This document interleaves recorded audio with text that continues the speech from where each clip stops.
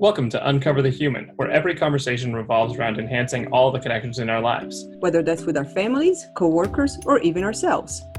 When we can be our authentic selves, magic happens. This is Alex Cullimore. And this is Christina Amigoni. Let's dive in. Welcome back to this episode of Uncover the Human. Today it's just Christina and I. We are here to talk about one of our favorite topics, space. How we get space, how we create space for ourselves, giving ourselves the space to process. We've talked about it in kind of different terms before, but this time we'll really get to dive into what it means to give yourself space and why that's valuable, not just for you, but for everybody around you. Oh, I thought we were talking about Star Trek. Space is the new frontier. Isn't that the tagline? Final frontier, I think. Final frontier. There, space is the final. It is, but space is the final frontier. Yeah, they say that, but then we tackle message. space, and then it's going to be time, and time will be the final frontier, and then we'll do time travel, and then it'll be whatever the fifth dimension is. Yeah. Yes. I think there was a subtle message in the Star Trek line. Space is the final frontier.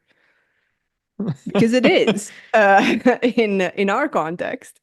Space is really what allows people to process what's happening. And once they have that space, safe space to process that, they can move on to thinking more strategically, to responding instead of reacting, to release whatever's festering that hasn't been resolved so that they can then move to solutions, innovation, all those things that we want employees and people to be living in. Yeah, that absolutely makes sense. If we were to back out just a little bit and put you on the spot a little bit here, but how would you define space if you think about like what space means to you, what that looks like? Well, right now I'm on a Star Trek ship going into the void. But outside of that, a space where in reality, not in fantasy or in my head, it's really that time. There goes with the time and space continuum, but it's happening. We made it. The new frontier. I know. Now, if we can get to time travel by the end of the call, 15 minutes or less, we're good. The finalist frontier. Yes. So it's really taking the time and having the time with somebody else. So I think the space with somebody else, there is a value in taking space for ourselves, which we can talk about. But there's also just an equal or maybe higher value in taking the space with somebody else that provides in a time to just listen, acknowledge, and validate. And yes, maybe ask some clarifying questions and maybe, are allowed for digging deeper. That's what I'm basically describing is a coaching conversation, whether it's a formal coaching engagement or just a coaching driven conversation where it's truly just about allowing someone to process all the stuff that's in their head. We've talked about it before when it comes to deep listening. We think at an average of 900 words a minute, and they're jumbled. There's all sorts of stuff happening in our heads. And when we can take the time to just unravel that yarn, unravel all that stuff that's, thoughts and emotions that have been building up sometimes, especially when there's big transitions happening, when there's big pieces of life that are thrown at us. And we just need to know that it's okay to think about it, talk about it, get it out. I just heard two different podcasts, and at some point I'll stop talking. Two different podcasts that really both highlight how when we are as humans, we absolutely need community, and we need community for our safety. It is a survival need. And when we are either grieving, struggling, made a mistake, in shame, anything that's an unwanted emotion, anything that's a challenging emotion, our instinct is to isolate, while what actually we need is to be in community, is to be with somebody else so that we can share what's happening with us and release it and really truly let it out in that safe space where there's lack of judgment. It's not about action. It's not about, well, what are you going to do about it? What's the solution? What if you do this? What if you do that? It's truly just about getting it out. That's what space looks like. That's a great definition. And it makes me think that there's the kind of a running through line of the ones you're talking about there is that there's kind of an observational quality to space. You can think about this in terms of all of the practices that you might employ to give yourself a little space. You could do anything from meditation and journaling, which might be a little bit more individual, all the way to therapy, coaching, community groups, etc. There are support groups, whatever it might look like, all the way to larger forum things, but that observation, it seems important. If you're in the middle of meditation, you're there to observe your thoughts. You're there to not be taken by them. You get that space for response, not reaction, because you are in that observing portion. When you're writing things down in a journal, that's you essentially unfiltered, putting your thoughts out there, putting them in and observing them yourself. And in that portion of the brain that has to put together language to write something down. So you have this other entity that is there to go do the responding. And then you get into things like coaching and therapy, where you have somebody there facilitating this discussion and providing enough of a space and a safe space where you do just let the thoughts out and have them be observed. And again, to your point, it's not about jumping in and solving that. It's not jumping in and making sure this is all better right away, or figuring out, within an hour, how is this going to be resolved?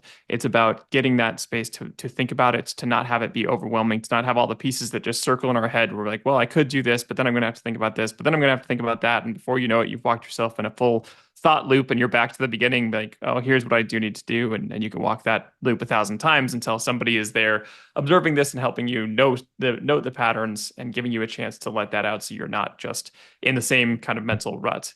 There are some brainwave studies that have shown that we can just kind of have default patterns. We call it the default mode network, which is kind of our default settings for life.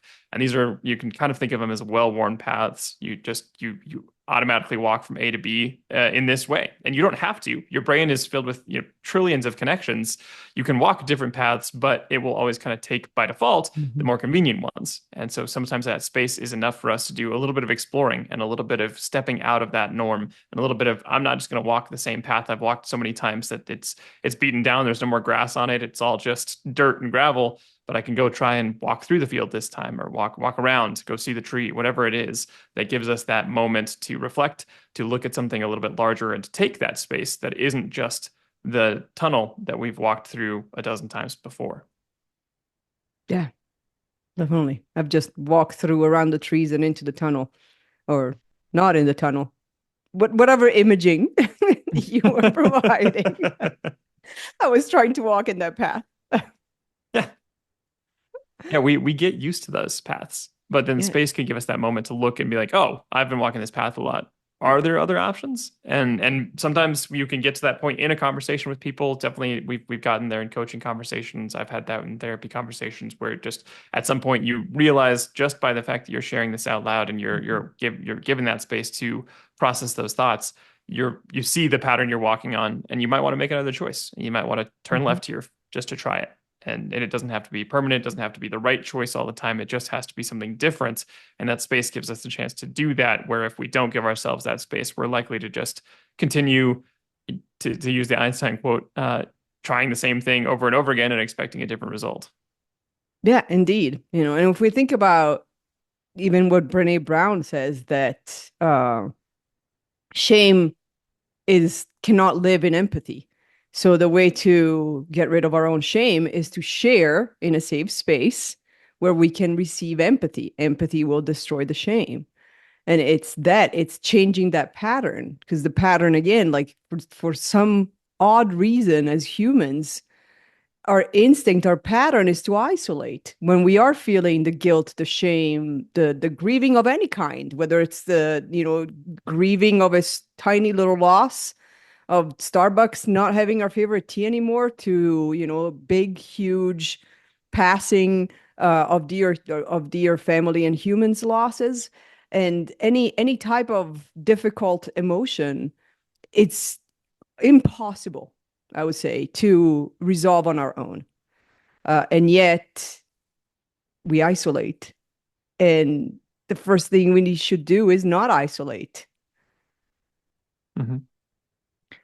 That's a good way of looking at it, and it is hard not to isolate. The reaction is it's scary to be vulnerable. The reaction is that it's hard to step out and have these, which is why it's hard to step into and get even especially formal things like coaching or therapy, where you Mhm. have somebody who's you have contracted to help listen and to help be part of this. And that's a huge step to reach out to do that because it is a lot of vulnerability to go step into and say, hey, I'm struggling with this.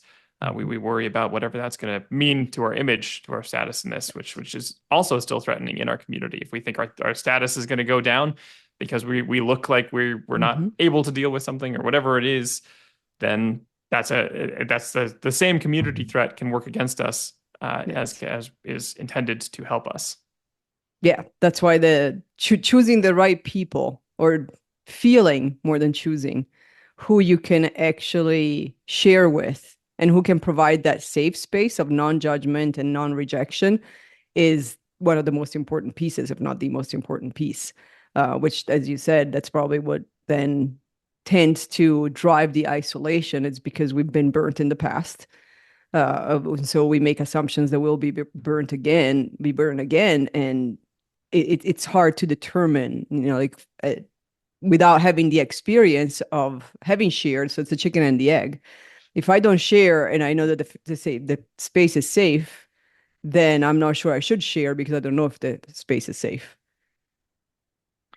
That's a good analogy for it, and it is one that was where previous patterns can really influence us. Whether we had safe spaces growing up might keep us away from trying to find those safe spaces in adulthood. And even if we did have those spaces, there's a lot of reinforcement in places like, I don't know, the corporate workplace, like where you don't get a lot of space, where it isn't Yes. intended to have this kind of, you are Yeah. supposed to be, or sometimes at least inferred that you should be solving these things on your own, that you shouldn't be Mhm. struggling with this. This is something that if you are struggling, go figure that out and come back to us when you're going to be productive. And that's not helpful. It helps us get back into boxes where we don't feel like we can approach those. We don't feel like we can take the space. We don't feel like we can be vulnerable, which reinforces this pattern of, well, then I shouldn't, and I'll go Mhm. self-isolate, and that will come out in all kinds of negative ways. Then we kind of get trapped in either a virtuous or a vicious cycle on that. We can either start to self-isolate, we can continue down that path, and we can get farther and farther away and find less and less community, finally detach, Mhm. disengage, and leave the workplace, or just not engage while we are in it. Or we go the other way where we reach out, we might find some connections, and it might be that you're in a place that it isn't safe to do that, and it might be better to find a Mhm. place to Yeah. that is safe. But if you have found one that is safe, then using that and leaning into the discomfort to go step into that might put us on a virtuous cycle where suddenly we have gotten space for ourselves. We're now processing enough on our own that we can now reach out, provide space for other people, and the Mhm. whole community can be benefited from that one initial vulnerability. Indeed. And unfortunately, a safe space can also become unsafe. Just because it's been safe for a while, one day it can turn unsafe. And so then we have to go through the same pattern of recognizing that it's not about us. And we now are going to have to find a new space or lean into other spaces that are still feeling safe with that element of risk. Because we have seen one or two or three in our lifetime spaces that used to be safe and then stopped being safe. Then the Mhm. judgment started showing up stronger than the empathy that we needed in those moments. Due to the general human negativity bias and the fact that our brain is continually assessing risk and trying to save us from it, those, even if it's only once or twice, are going to stand out and be fairly loud in our memories if we are not taking the time to process the times that those go and become unsafe, or trying to dissociate or detach, not dissociate, detach from those times and realize, hey, that was then.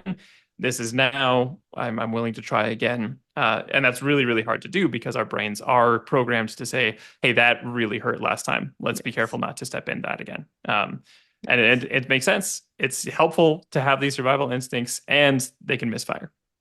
Indeed. Yes, definitely. So if we look at some ways to find those spaces, we've talked about a few of them. Coaching is a big one, which shockingly enough, we're big fans of. And it's the what I find it very energizing about coaching as a receiver and a giver, as a coach and a client, is that I've started to notice. a similar pattern that happens in a coaching engagement again, like as a client and as a coach. So both ways. So the beginning, like the biggest step is to actually decide to choose to get into a coaching engagement, to ask for coaching, to look for a coach, to actually start. That is probably one of the biggest pieces of where all that internal turmoil of shame and imposter syndrome and I'm not good enough and why do I need coaching and judging, self-judgment and potential outside judgment. I'm like, oh, what's wrong with you that you need coaching? Any of those things, especially in the workplace where coaching hasn't, I guess the new coaching hasn't really been taken, hasn't really become part of the culture. Not coaching as, oh, you need performance improvement, but coaching as, well, something that we all need because we're humans. And we just all need help at some point to be better humans, to be better leaders, to be better employees, to be better peers and teammates. It's just like sports athletes work with coaches 8 to 12 hours a day. The same thing needs to be happening in the workplace. It's no difference than that. But the beginning is the hardest part. Once you choose, typically like at the beginning of the first session or even the entire first session, you're testing the waters because you're trying to figure out like, is the space safe? How much can I show here? And how much, there's confidentiality, there's rules and all these things, but how, that's not enough. Like I have to feel that this is a safe space. So once that feeling is possible and starts happening, then you start seeing this pattern, I think, in future sessions where there's an automatic opening. It's almost like a switch. The minute the coaching session starts, there's a new persona coming in. And that new persona is I can say anything. I can share anything. I can ask questions without expecting an answer because it's not about the answer. It's just about having the space to process. And in a coaching engagement, you start learning that you're not going to get the answer anyway because you're going to get a question back. But that's part of that, and the energy really I've seen energy really shifts by 3, 4, 5, 6 sessions. Like you now have a transformed person showing up because of that space that allowed for the openness, for the darkness to really start dropping, and for that isolation feeling to kind of melt away. Because even just with a coach, you're no longer in isolation. Even if that's the only person you end up talking to and opening up to, you're not alone. Yeah. There's a light on the shame, there's empathy on the shame, and that shame can't live there in that time. And it really does lend itself well to like a cleaning metaphor of sharing shining light on something that needs to be cleaned out, and then you can take the time to do it. And this is why coaching is or therapy or honestly any space giving or space taking Mm-hmm. measures are helpful for cleaning out what we might start to neglect. Because in the same way we have mental default patterns, we can get into practices of helping ourselves. We can do a lot to clean out a lot of things. We can recognize patterns. We can get better at continually holding and cleaning out our mind and the clutter that we end up filling it with in certain ways. But until we have some of those challenges and some of those spaces that allow us to confront the other areas that we might not always go to, we probably won't go over there and clean out this certain corner or find this Mm-hmm. portion of the back part of our brain where we just keep stuffing things in a closet. And over time, naturally, just in experiences, we will continue to put things in there. And at some point that will start to feel like it needs to overflow. And having space in those moments is incredibly helpful. And it's not an indication that there's something wrong with you, just you're experiencing life. Life will inevitably create clutter for you. And if you have such a blessed life that you haven't had that, I don't know how you did that, and I don't think that's even necessarily a good thing to have so little that has happened that you don't feel like there's clutter building up. Then maybe Mm-hmm. you're not. This isn't about finding some end state. This is just about processing the parts of being alive that necessarily create mental clutter that need some space to clear out. Yeah, exactly. Yeah, and as you were explaining that, I had this image in my mind. I always have images in my mind, whether they're real or not. Most are not uh, real. Talk about clutter. But this like image in my mind of, trying to see outside of a window that's so dirty, inside and outside, that you can't actually see clearly. And Mhm. so you clean the window inside, That's your journaling, that's your meditation, that's your going for walks, that's, all the self-care that you do on your own without being in some sort of space and community with somebody else and connection and without the human connection with somebody else. And thinking that's as clean as it gets. And then you get into these spaces, whether it's a group coaching or group just sharing meeting, whether it's therapy, one-on-one coaching, like all these other spaces where you're sharing with somebody else, you're getting it out. It's not just you with you. And that community, that otherness starts cleaning the window on the outside. And that's when you start realizing, like, oh, wait, I wasn't seeing completely clearly. And now I can see the difference. And when you keep doing that work and you leaning to that type of space, really, to whenever you need it, then you realize, like, look at all the sunlight that was not coming in. And just like vitamin D is needed, that was healing, that was helping me process, that was helping me come up with new ideas, innovate, be creative, become, be my best self. Because now my entire room, my entire self is actually visible because all the light is coming in. And as we live through life, the windows, just like real windows, are going to get dirtier and dirtier and dirtier. And we have to do both of the work. We have to figure out, like, is this an inside cleaning or an outside cleaning moment? But both will have to happen. I really like that metaphor, especially the last part you talk about where it will slowly get dirty again over time because that tends to be how it will build up. It tends to be a little bit slow. At first we're like, well, that's not a big deal. We don't have to deal with that right now because there's still a lot of sunlight going in and I have other windows I need to clean.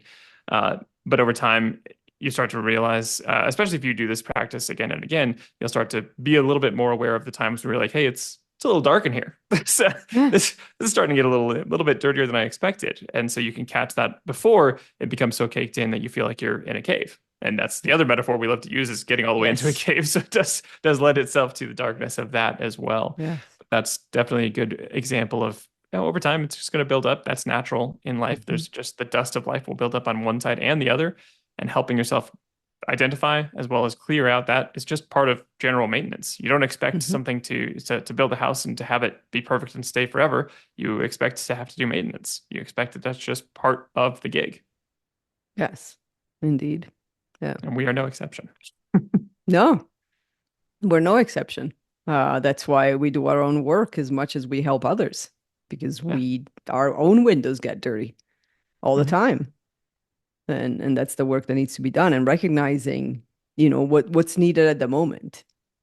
You can keep cleaning the inside of the window and still look at it and be like, I still can't see, and then have to realize, like, oh, it's the outside. And the outside I can't do. For the outside, I actually need to reach out to somebody else and have Yeah. that space.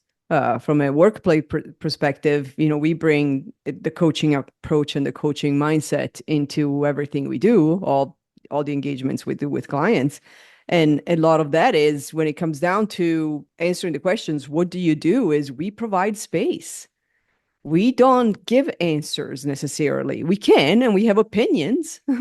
We always have opinions, but that's Many not opinions. our, yeah, many opinions. Most of them we keep to ourselves. Uh, and but we provide the space. And I was actually just in last week, I was in a couple of meetings with a big number of people, like 12, 15 people. And they had questions, but what was interesting is that they were not there for me to answer the questions. First of all, I didn't have the answers. I had some, not not all of them, but it wasn't about actually getting an answer to the questions. And all of them had questions over and over and over. But the fascinating piece was that because of the space they felt safe in, to actually just release what was in their hearts, what was in their mind, what they hadn't felt maybe that they could have released in this type of way with each other, to validate that it wasn't just them, but everybody else in the room having the same experience. Somebody would ask a question, and then three hands would raise to either provide more questions or answer it, or not even answer. I don't think anybody answered a single question. I think they all just needed to get their stuff out and stop letting it fester. And at the end of the call, that was it. Like there wasn't any action needed. It wasn't about action. It wasn't about like, oh, let's get to work. What are you going to do? Where's the task list? What can we check off? It wasn't about that. It was just about releasing and processing and being validated and acknowledged in that processing with no real, okay, we're okay with not having answers. We just needed to get it out. Hmm. I think that's a really important distinction that people might struggle with because it's hard to be if you haven't tried something like coaching or therapy, and if you haven't experienced this, it might sound frustrating to hear things like, "Oh, we're not here to provide answers. We're not here to. We're here to provide the questions," and that can be like, "Well, I'm looking for answers, so that doesn't feel like it helps." I totally understand. I get why that would feel like that's not going to be a helpful approach. And it is that space that allows you to get rid of all of those meta feelings, all of the shame that's holding you back from taking some kind of action, because it really is about cleaning that window. You'll be the one to decide when you're going to sit in the sunlight or Hmm. what you're going to do with that Yeah. sunlight that's coming in. And you already probably know what you'd like to do. You just need help cleaning that off. And Yes. that process is exactly what you just described, where it's not actually, we have a lot of questions. We think we want the answers to those questions, and we will find those, but almost never, I don't think I've ever seen a successful time where somebody on the outside was able to provide that answer. Oh no. There's only, yeah, sure, like a very specific logistical question other people might know. That's never what's actually blocking people. And Yeah. if it is, it's because the relationship is so much that they can't ask that question or whatever the actual block is. And so helping with that is the space, and that's where that's what releases. And it can sound weird if you haven't experienced it. It can sound odd until you have been really viscerally in this space. It feels like it's a non-answer. It feels like it's not action, and it is the only thing that we know of that can actually release the blocks to get you to the action that you wanted in the Yes. first place. And it's not about it defining the action. It's about you getting everything else out of the way so you actually take the action. Yes. I haven't met anybody who actually is incapable of taking the action.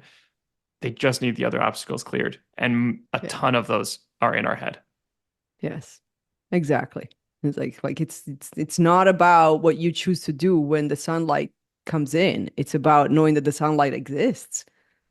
You can't take actions if you're in darkness. Mhm. So let's clean the windows and then you decide what action you want to take once you can see clearly. And if you've listened to your thoughts enough, you probably know that you already have an answer. You probably have something already built up in your head of like, well, I would totally do this if it weren't for this. If I had the ability to do that, I would do this. But and it's not that there aren't some blocks out there that you have to go work on and you have to like figure out how to structure so you can get to that whatever that goal is. But the chances are you already know, and you just need the space for that to be an answer that is acceptable, and for that to be the answer that you take. And it's something I think if we definitely in my experience and in the people that I've talked to and the people that I've coached, the answers are there and they feel like epiphanies sometimes. I've never provided an epiphany for somebody Yeah, in all the it's true. coaching. I can't look in and be like, actually, here's what would help you. And people are like, what? No, they already know Yeah. what the experience is. And I can try and provide examples. I could try and provide space. I can provide suggestions if asked. And because I don't know the context and they do know the context, it's Hmm. going to be at best a semi-close fit. And it Yes. might help them frame this a little bit for themselves, but ultimately the perfect crystal clear answer that fits them comes from Hmm. within every single time. Yeah.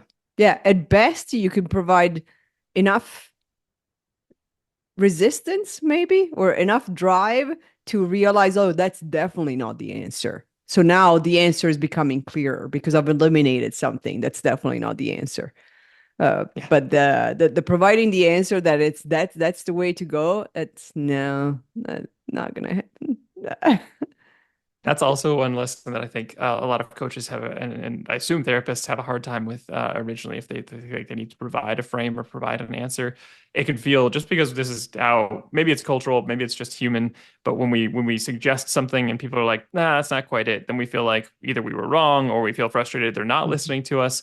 It takes a little bit of practice to get into the space of, okay, I'm happy to provide a suggestion, and my assumption is what I'm going to give you is an imperfect frame, and that's going to Yes, give you some edges that you're going to see that doesn't quite fit what I was expecting. That exactly. isn't quite what I wanted. Actually, okay, no, I appreciate that because now I can bounce off of that frame and say, actually, it looks a little bit more like this. And letting go of the personal need to be right in your frame is super important if you're going to Mhm. be giving space.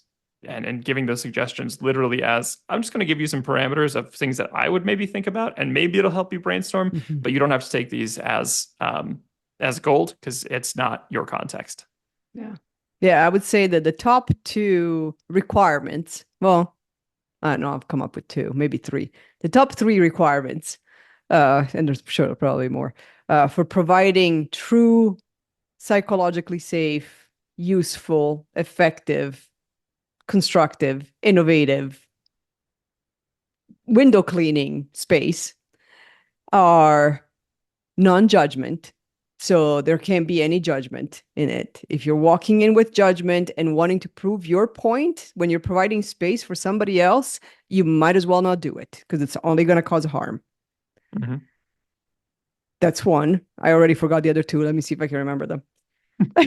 That one is, I think, by far the most important because we Yes. are so attuned to judgments that even if it's a hint of it, if it's a slight tone change, we are so ready to take that and to understand that as like, oh, okay, now this person thinks this way about me or this, and Yeah. not everybody's going to react to that or have it influence them too much, but Mhm. that will change the amount they're willing to put into a space. So that judgment Yes. and staying curious and open and keeping that Mhm. space and holding the space open and showing that there's more space out there, that's a really important end of the spectrum. And anything that is more judgmental starts to close off that space. Whether we Yeah. react to it immediately or not, it does limit the space created. Yeah. Yeah. And now I remember the other two. Well, I remember the There we next are. one. Then we'll see. The second one is knowing that when you are providing space and also recognizing when that space is needed, is that it's not about action. So it's not about walking away with a to-do list. It's not about, how much we can move and do. It is truly just about processing. Process what's happening, process what you're feeling, process what you're thinking, go through all of that, unpack, peel the onions. It is processing. Will it inspire action? Most likely. Could it possibly turn into, oh, now I know what action I want to take in the next week? Definitely possible. Is it a requirement for every single session? No. And no should be and neither should be an expectation. Providing space, it's a big thing to recognize when that's needed and also step away from the checklist. It's not about Mhm. action. Action Yeah. does not equal result. Action just equals a- movement. And movement Yeah. doesn't mean you're actually going anywhere. You're just Yeah. moving and wasting energy. Yeah. You could be treading water or you could be swimming. And it Exactly. might clear enough that you start swimming. It also might just do a little bit and you'll start to tread water and you'll start to wonder what's next. And that's fine too. Yes. Then there's more space to figure out whether you want this direction, what direction you're going to start taking. And it will eventually probably move to action, not because you're pushing it to there, but because you're given the space to get rid of everything that would stop you from taking action Yes. otherwise. People generally want to move and change the things they want to move and change. We always talk about like the easy example is of course things like getting more fit. Everybody's like, yeah, Mhm. I want to exercise more. That's great, but everybody knows what that takes. You go to the gym Yeah. and you go work out, and then you do that consistently for Yeah. a long time, and you start to feel more fit. Yeah. Everybody knows that's what it takes. Nobody needs to be pushed to go to the gym. They need to remove the things that are stopping them from going to the gym. The worries about like, Yes. oh, I can't spend this much time away from home. The worries of, oh, I don't Mhm. know what people are going to think about me when I'm there and I can't lift as much weight as the next person or whatever. Whatever is stopping you, whatever the worries are. Those are what you work on and you unpack because that's what's really stopping you from getting in the car and going to the gym. Of course, there's occasional days where it's too busy. There's occasional weeks where life gets too busy. But Yes. that's you don't generally go to coaching or misunderstand those. Those are easy to see like, okay, this one really got away from me. But if it goes away enough weeks in a row, maybe there's something we're just missing. There's some shame Mhm. where we're that's stopping us. And that's where this unpacking is incredibly helpful. Yes. Yeah. And shaming somebody to go to the gym also not going to work. Yeah. So It's it goes judgment. back. It's judgment right away. Yeah, it goes back to number one: no judgment. Uh, and uh, and the third one, I can't remember, so it's gone. The third one is I the did. ethereal one that you will find as you enter the space. I know. For the third one, I actually need space to think. But the third one was very important too. So go figure it out and let us know what it is.